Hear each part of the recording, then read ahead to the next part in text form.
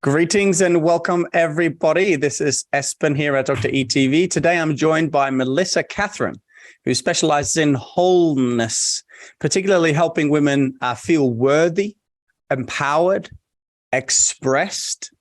And she does this through body intuitive healing. She's a certified holistic nutritionist, which I love as well. I'm also a qualified nutritionist, so we can kind of have some epic conversations as to the importance of this within the human frame. She's also an emotional eating and trauma healer. There's a real connection between how we feel the traumas and obviously how we feed ourselves and take care of ourselves. She's a hypnotherapist. She's an international best-selling author and speaker, and has dedicated her life to helping women free themselves from the limitations, particularly the limiting beliefs, by reprogramming their subconscious mind. So there's a lot of crossovers here between the work that we do, which is really, really exciting. And helps particularly women heal traumas and do child work as well. With Melissa's MK method, she uses a holistic approach in working with the physical and psycho-spiritual levels to, again, free women to thrive in living the life in the body that they love, fully owning their power and using their voice, et cetera, et cetera. She's a TEDx speaker. She's been on New York Live and many other incredible programs and presentations. So I want to say welcome, Melissa. How are you this morning? Oh my gosh. Well, for me, it's this evening, but no, it's so good to be here. I'm thrilled. I love the work that you're up to, so I'm truly honored. Thank you so much. We're excited as well. And I want to start with the first question. What does it mean for you to lead with intuition? I love this question because I think it's so overlooked, the power of it. To lead with intuition is to lead with the feeling and the heart. It's to pay attention to the signs and the whispers and to put more credence there than over what we're pre-programmed or conditioned to think and believe. Okay. So how would one do that? Is it, if one was to say, okay, I want to learn, lead with intuition, follow my intuition, etc., would it, have you got a specific strategy or certain steps that one could take to learn how to do that? Because that's obviously for many people a bit of a transition. Yeah, absolutely. And so just to preface here, I am somebody that didn't lead with intuition at all. And I actually was an intuitive quite young and had kind of knew things and saw things and felt things at a very early age that I didn't understand. And being raised Catholic, the terms empathic and things like that, that was just not something that was circulated. Learning about law of attraction, law of assumption, Neville Goddard, all of these different things. None of that, especially, like I said, I was raised Catholic. So, you read the Bible, you believed, that, you're a good person and you do these things and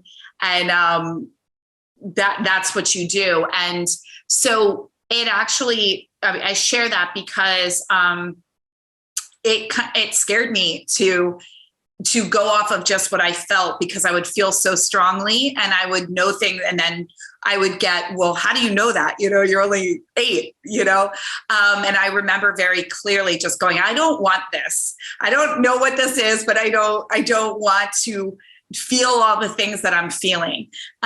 It's often, your intuition can be even deemed those things of the highly sensitive person, the person that's told they're too emotional, the person that can feel, a person that's great at reading a room, to know what people need before they want it. That's a lot of, intuiting.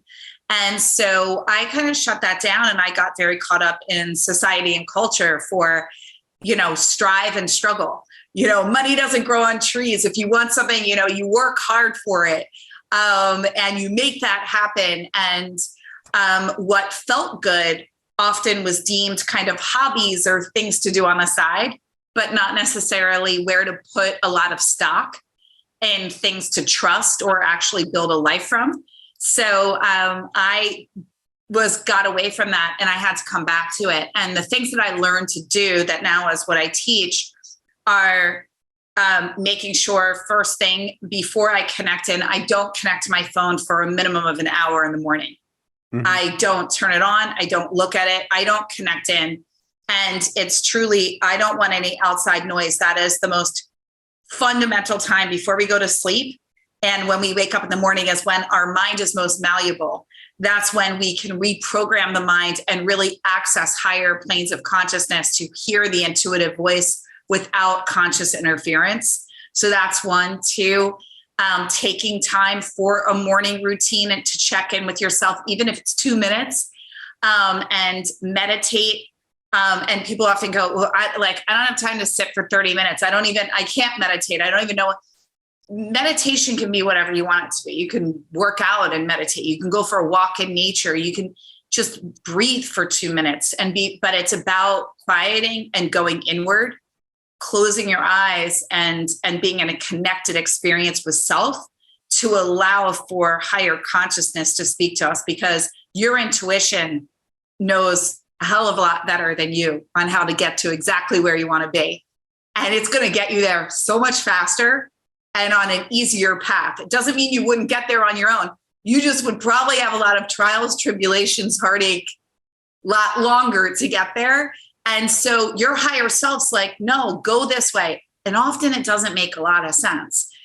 So the other thing that I would say, and that I often advise my clients and people in my community, is have a journal and start to write down all the signs and synchronicities that happen for you in your life, especially if you're somebody that doesn't lead with intuition and leads with your mind and is often disconnected from your body and doesn't know about connecting in or isn't available to or hasn't been open to the notion of something greater supporting them. And that's whatever you want that to be, whether it's source, God, universe, angels, Mother Nature.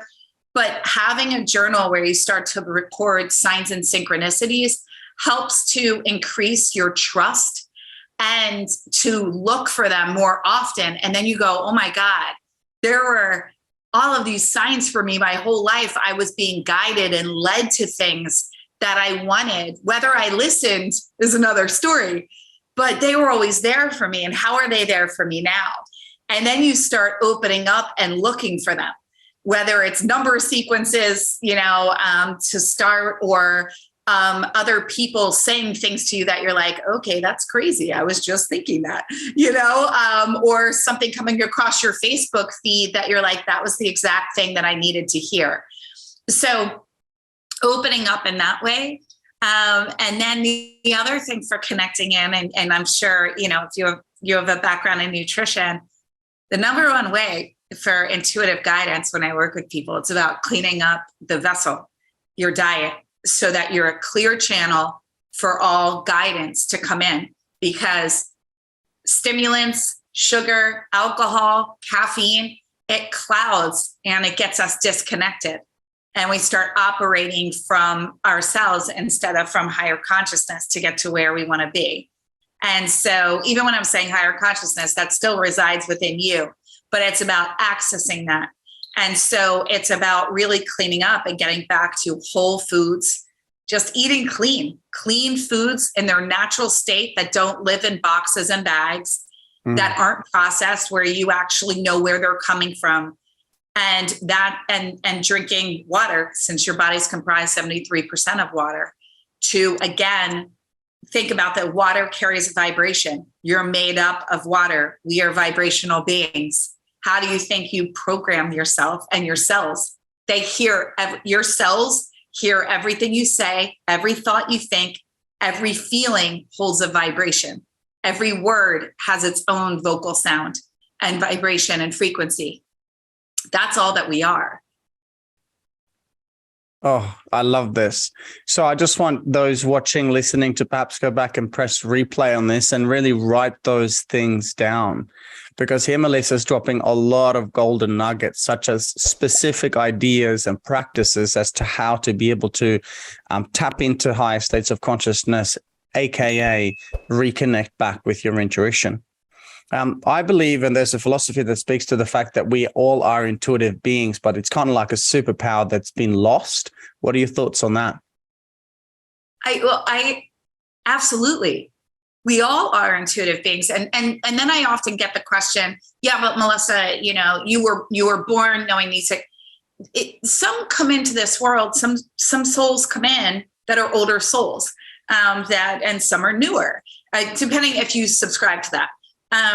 Either way, let's just take souls out of it, because you and I could go into a whole other talk just on, I feel like we could totally jam out on soul talk. Down the rabbit hole.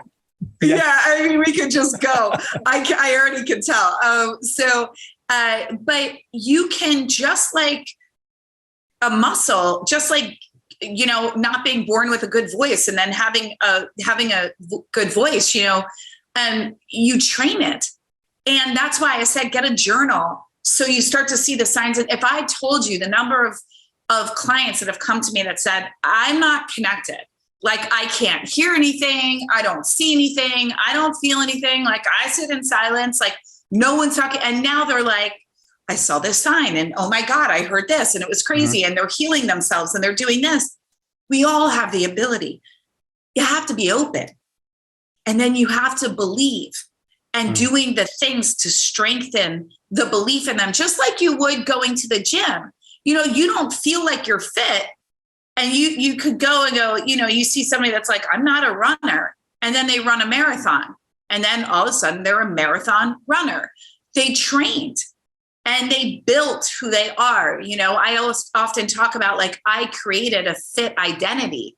I wasn't born an athlete and then went into figure competitions and things. I trained myself to be that, so we train ourselves. And so that's what I would say. We're all intuitive beings. It was not just designated to certain special people, just like stardom isn't designated to certain special people. It's people that believed and kept going and used their gifts, whatever they are. And you have to believe, and you have to have the desire. I always say clear intention plus inspired action yields a desired result. Just be clear that it's something that you want and start doing things. There's so many resources to help make this available to you and to grow that for yourself. This being one of them. I love it. This is so cool. And I've got my book right here. This is actually the very same book that I journal in as well. And it's such a special opportunity to really love that. It's cool, huh? It's a bit. I mean, there's so many different books and you can get so many different kinds, right? But in the morning, I do just that. I get up in the morning, I pull a card, and my angel's card or whatever, and I take this time just to see what that card has to share with me, and then I literally read out what it says in the book, and then I journal based on what came through or what comes up for me in general. So I totally agree that the whole blasting of blue light from a screen in the night or at night or in the morning is just an absolute no. But I loved what you shared about journeying, because I think this is something that often people want to do, but they forget to do. So how about we start that the next 7 days? Get up in the morning, grab your journal, let it flow, see what comes through. What a powerful thing. And it seems like you and I have a bit of a similar journey. Busy mind back in the day, very much potentially in the masculine. I did fitness figure, all that sort of stuff. And I did the whole swing over to the more feminine, sensitive, conscious, sitting in stillness, non-doing kind of practice. And now it's kind of like finding that beautiful balance in between the doing, the non-doing, the masculine, the feminine, right? So I want to ask you a question. What has your journey been like from discovering being more aware of your intuition? How was that transition for you? Oh my God. So oh my gosh. I'm like, let's talk masculine and feminine energy. Okay. So before this, I was a fashion designer in New York City, and I was running the race, and I had, and even in the beginning of building my business, so your question was about about my journey with the balancing of the two? Correct. So I really had to, okay. All right, here we go. I'm going to sum it up very quickly. So essentially, I'm going to actually fast forward from that. I'm not going to go into that one. I built a business that was very successful in helping women to release weight without dieting. and really about loving their body and getting connected to trust their bodies again after years of dieting and masculine energy and control and strive, struggle, all that. And I ended up getting cancer.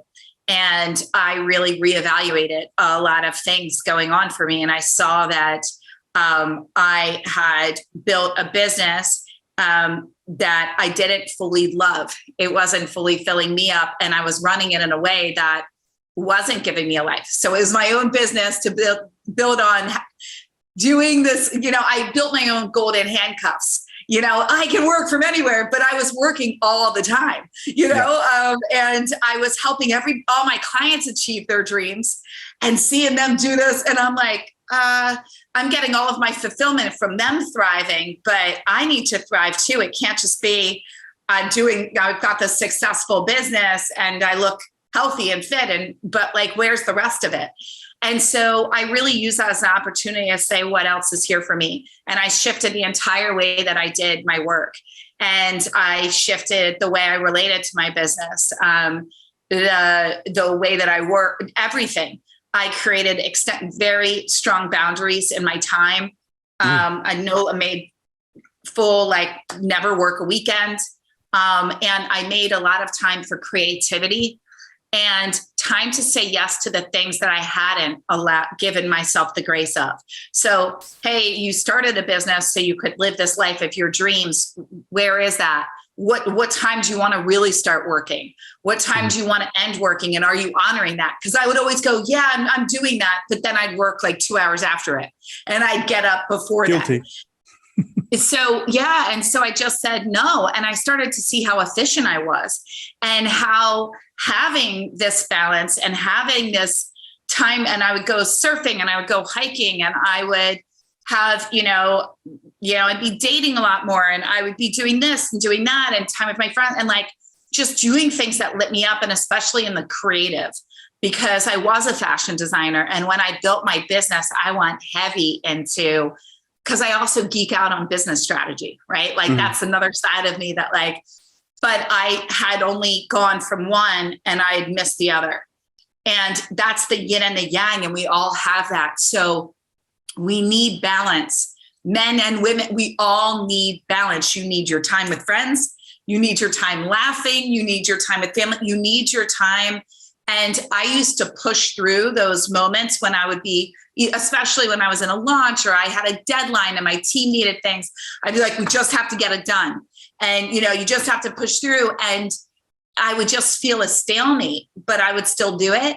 And now I get up and I go for a walk, or I take a break, or I just I tap in and ask my soul, what do you need right now? And when I listen to that, even if I don't come back to that work that same day, I will end up getting up in the morning and feeling inspired and do from 6 to 7 a.m. All of a sudden I'm writing and it's just flowing. And it's the most epic thing I've written, And so those are the things that I really started to do when I had to shift. And I have to remind myself too, hey, are you making sure that everything you're doing is balanced? Because there is a time for your masculine energy and there's a time for the feminine, and they both serve. But 30 minutes of meditation is the equivalent of 30 hours of manpower doing work. So when you really sit there and you're like, okay, what if I just went for a walk for 30 minutes and just thought about and saw myself having the success and what it would feel like, and allowed for divine inspiration to guide me. That's when you look at your phone and all of a sudden you get asked to do a speaking event that you were like, oh, okay, I wasn't expecting that. Or, all of a sudden your client's like, I just referred you to 5 new people. Or you see whatever it is, whatever you're wanting. And that's when all of a sudden these things happen and you're like, thank you. And then you have to give thanks. And and that's the other thing that I can say, guys, you have to praise everything that comes in, especially when you're first starting. The universe loves to experience gratitude through you. And so bless what comes in. I don't care how small. If you ask for money and you find 50 cents, be like, I am rich. If you're asking for an abundance of business opportunities and in your mind, you're like, I need 10 new clients, and you get a free something, be grateful, and then add some more specificity in what you're asking for, but be grateful for everything that comes to you. You have to appreciate where you are for the blessings to multiply, and always know, give with a generous heart, and then be open with a receptive heart. I love this. And it's written in every single scripture. Right? He and she who is grateful will be given more to be grateful for. And even he and she who is not grateful, even that which he and her has will be taken from him or her. That's a scripture out of the Bible. And I know this through gratitude in essence. I always say, how do you expect the universe to give you more things to be grateful for if you don't already cultivate wholehearted gratitude for all of the things you've been blessed / take for granted? It's universal law, right? Exactly. And it's fascinating too, because not to get all into the Bible but like, if you do go back to the Bible, all of this was there. Mm-hmm. Like from the beginnings of time, it's all in scripture in a multitude of ways, whether Shakespeare, Aristotle, like it just goes on and on. It's been said 50,000 to Buddha, 50,000 different ways, Jesus. And yet, and it's fascinating. And you see this in weight loss too, how much we love to complicate everything, but the most simple things are what's going to get you to where you want to be. And they're also the most powerful, and they're often free, like breath. Oh, so beautiful, sister. I love this. Reconnecting back to the true gifts that we've been blessed. And this is why I love making my life more sacred in general. I wake up in the morning, I have my water, I bless my water. And when I bless my water blesses me. And I bless my food, and my food blesses me, and so on and so forth. I love this. I'm going to do a little 180 here and quickly come back to something that you shared before and see what the gifts in that is for both you and I, and also for our viewers. I teach a concept called it's a hybrid of The Hero's Journey by Joseph Campbell, which basically talks to how, in the essence, call it the soul in this essence, comes into the human body to have experiences of learning, experiences of evolution, experiences of, healing. And as such, then we end up in the pit. Now, often the pit will represent the traumas or the challenges that we have. In this instance, for me, I broke both my legs and almost died in a hospital twice. In this instance, for you, it could have been, say, the cancer. From the aspect of the higher self, from the aspect of intuition, talking about how you lived life and in the rut and busy, very successful, great, not necessarily fulfilled. What do you think the disease, the pit, for example, the cancer really, in essence, was meant for you? What was the message and the wisdom in that for you? Oh, in a metaphysical sense. So disease manifests on the metaphysical first. And when we look at, if you look at cancer is often from self-rejection. And it's the self-rejection versus connection. And often disease, that's when we look at that inflammation in the body from a scientific standpoint, but often that's where, it comes from on the metaphysical. I had thyroid cancer. Well, thyroid, that's your throat chakra, and it's not using your voice. So where was I not living my truth? Where was I not fully expressed?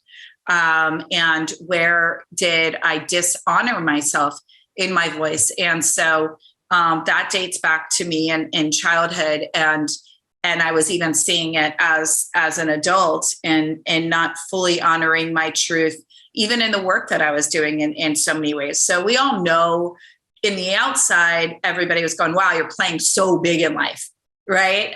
But I knew that I could be playing a much bigger game. And, and that I desired to do it in a different way with a lot more fullness in my life that lit me up. Right. And so, I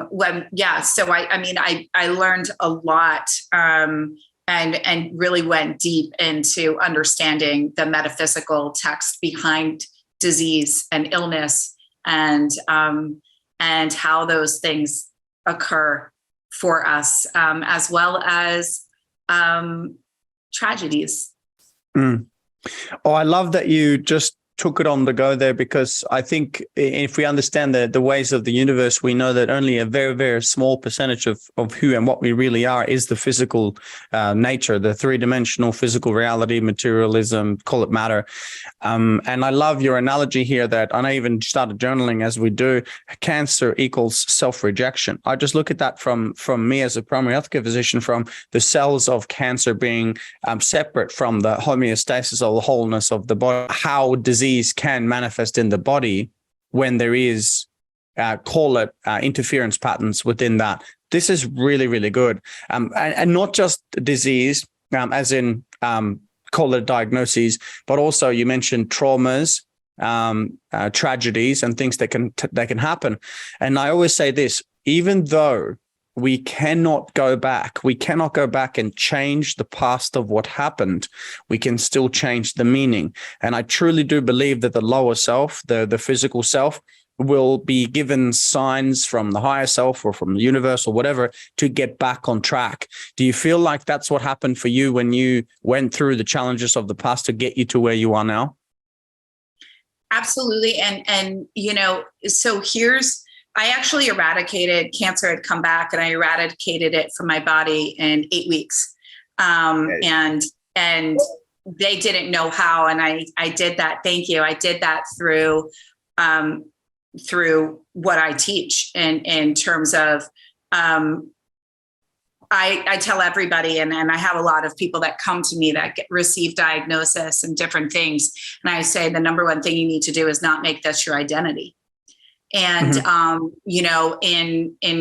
my keynote, I generally talk about how my first experience with cancer, I really took it on as an identity. I put my whole life on hold. All of a sudden, I committed everything to my healing, right? And I did everything. I've got green juices being delivered. I'm doing celery juice out the wazoo. I've got acupuncture. I'm doing somatic work. I'm doing this. I'm doing every type of alternative. Now, I had already done so much of that stuff. That was a part of who I am. I'm a forever learner. I'm like, let's dive deep and go into the depths of the soul. So but I was like, oh, okay, we're going to heal all the things, but I canceled all my trips. When I received the call the second time, I was heading up to my new home in LA. I was so excited about this whole new chapter that I had started after I just had 2 surgeries and my treatment, and I had done all the things. And then I got the call, and I was like, I literally dropped to my knees when I got up to LA, and I just said, I don't understand. Like, I've done everything, and I was just sobbing. And I just said, I don't like, what other lesson, right? Because when you're in this line of work, it's like, what other lesson is here for me? Like, what am I missing? I've done all of it. Like, I have, you name of forgiveness, like going back, healing this, like, I didn't even know I could heal. Like, and I heard, you're healed. And I said, like that. And I said, I'm healed. I'm done. There is no room for illness in this body. I do not relate. Who I am right now has absolutely no time. I've got too much life to live. I've got no time for this. I've given you 3 years. You're done. Like, there is no room for illness. I don't feel sick. You are not allowed. I draw the line in the sand. I'm not even taking this on. I'm not talking about it. I'm not telling it. I'm not saying I didn't cry a lot at first, and like really sit there. And I asked myself, I said, and because my doctor said, I think you need to fly home across the country. I think like you don't have a support team there. I think you need to get in touch with your surgeon, like all this stuff. And I'm like, not doing any of that. And I said, and they said, you need another scan in 8 weeks, and then we'll know our next steps. And I said, I committed to daily prayer, self-hypnosis. And I said, if I never received this and I was living my best life, how would I live each day? And I said, joy, laughter, and I would have a freaking blast. I wouldn't work nonstop. I wouldn't, and I had the time of my life. And in 8 weeks, I couldn't find it. But that was, I remember the distinct, and I didn't talk about it. I gave, where they say, where you place your focus, your energy goes and grows. I didn't tie anything to it. I didn't talk about it with anybody. And I just really lived as if, as if that was not even, but the biggest thing for me, and I say this for anybody that's going through anything, you have to decide that you're done and not relate, not take on the identity, not make it mean anything about you. And, learn from it, grow from it, not saying not to do those things. But often when things manifest in terms of disease and illness, it's been happening for a long time. And so many will go like, I don't understand. Like, I don't even feel like, but I love me now. And like, I'm so happy. Like, how is this happening now? And I'm like, it's just showing to the surface now, And so, just knowing that, not making it mean, but also knowing that you get to decide and live in the reality of what you want. The mind doesn't know the difference between a dream or reality. And it will align with your body, with what you believe to be true for you. Beautiful. I love what you share here, as in, the old question / concept of, what if you only had a couple of days left to live, a couple of weeks, a couple of months? What would you do? And you just went straight there to those higher frequencies, that of laughter, that of joy, that of fulfillment, that of really living in the present moment as the only place where we can be creative, where we can access the superconscious, et cetera, et cetera. So I'd like to just, before I ask you the final question, just to get the listeners and the viewers to kind of take a couple of breaths. And if you're not driving, if you're safe to do so, perhaps close your eyes for a moment. And I just want you to imagine now that you only had that short period of time to live. If that was the case, how would you live? Would you continue to hustle, to rush through life? Would you continue to do some of the other things that you're currently doing now? Or would you perhaps change and do a 180, 360, who knows, where suddenly it was you living your life to the fullest? What does that look like? What does that feel like? How much fun is in there? What do you need to do right now to transition from where you currently are to the life of your dreams? Just take a moment to feel into that right now. Again, go back and listen to this interview again from the start, over and over again, until it sinks in, if this is resonating with you.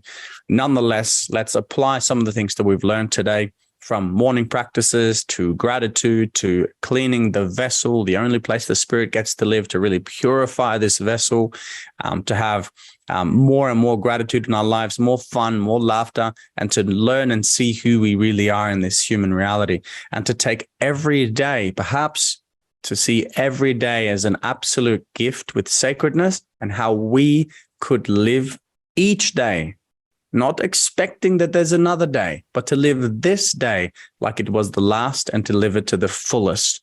I love this, because sooner or later, this is going to be reality. And if we look back, if we could take this time to say, I lived, I loved, and I served my heart out, that would be a magnificent journey indeed. So what does truly living mean to you? Melissa, I have one more final question for you. I want you now to imagine. You ready? I am. I'm ready. Let's go. It goes like this. I want you to now imagine that you're on the world stage. You've got perhaps hundreds of thousands, maybe millions, however many people watching. And the entire world has gathered to hear your message to the world. Take your time, breathe and feel. And whenever you're ready, please share with us, what is your message to the world? My message is that you can have, be, do anything that your heart desires. And that's your truth. If I could go back and give everyone a lobotomy, it would be that you can do anything that your heart desires, and never let anyone tell you otherwise. And know that if it's a desire on your heart, it is meant for you. It's truly already happened. And to believe in that and trust it and not doubt it, because you wouldn't see it or even have a vision or a desire for it if it wasn't already your reality in another plane. Even if that seems very far off or foreign to you, it's true. So those things are meant for you, and don't doubt them, and believe in them, whatever that is. Oh, beautiful. Thank you so much. Take that on board, everybody. Let's do a big breath and exhale as we call in those blessings into our lives to live a life true to us, and not the life anyone else would expect of us, but our lives indeed. Thank you so much, Melissa Kathryn. We greatly appreciate your presence here with us today. Any final words? Where can people learn more about your work and about the stuff that you teach? Yeah, absolutely. So you can learn more about me at my website, Melissa and Kathryn, KATHRYN.com. I have a free miracle mindset hypnosis, and I believe we gifted to your community my Miracle Mindset Challenge, which has 5 days of morning rituals that I do, and then five live video module trainings, worksheets, and different things to support and reprogramming your subconscious mind. And I have the Wholeness podcast as well. And, all the social medias, TikTok, Instagram, Facebook, at Melissa.Kathryn. Yeah. Wonderful. And the podcast is called Wholeness. Is that correct? That is, yes. So Excellent. Wholeness is coming back to the truth of who you are before you ever thought you were less than. Oh, I love that. Oh, I love that. Excellent. Okay. Well, again, Melissa, thank you so much for your time. We'll make sure that our community listeners and viewers get access to the incredible assets that you've shared with us as well. And I just want to take this time once more to say thank you. In a time like we're living in right now, we need more people like you. And for those of you who have listened to this, please share it with your friends and family and loved ones if this resonates with you. And God bless you on your beautiful journey, Melissa. Thank you so much for taking the time today. Thank you so much for having me. This is so special that you do this, and you're truly a gift to everyone. I feel so honored, and I have to get you on my podcast as well. So everybody stay tuned for that, for more epic. But thank you so much for having me. Thank you so much. See you soon.